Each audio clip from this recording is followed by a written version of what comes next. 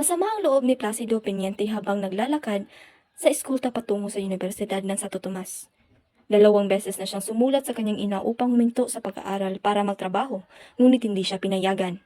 Ang paghahangad ni Placido na tumigil sa pag-aaral ay palaisipan sa kanyang mga kababayang taga-Tanawan. Siya ang pinakamatalino sa kanilang paaralan ni Padre Valerio. Roon, tinuturi siyang pilibostero. Hindi naman siya sugarol, walang kasintahan.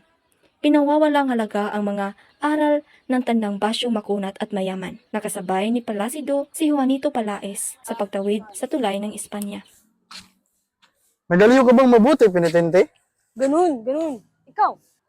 Masayang masaya. Nanyayahan ako ni Padre Camura na magbakasyon sa kanilang bayan. Sumama ako sapagkat napakaraming magagandang dalaga. Hinirana namin lahat. Napakasaya. Walang bahay na hindi namin pinanhik.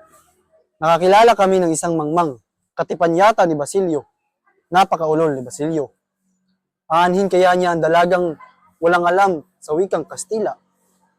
Walang yaman at naging alila pa. Napakasungit niya ngunit maganda.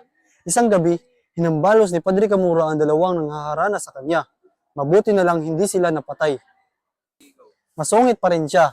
At tulad ng iba'y mangyayari din sa kanya balang araw. Nasa titik O na ang propesor sa pagtawag sa pangalan ng mga estudyante nang sumigaw si Placido sa pinto ng kanyang klase.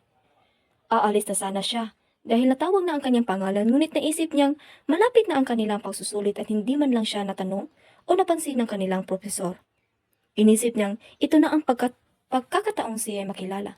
Katumbas ito ng pagpasa sa loob ng 1 taon. Kaya pumasok si Placido nang walang ingat. Pakaladkad niyang nilakad ang kanyang sapatos. Napansin ito ng propesor at tiningnan si Placido na parang sinasabing, "Walang galang, magbabayad ka rin sa akin."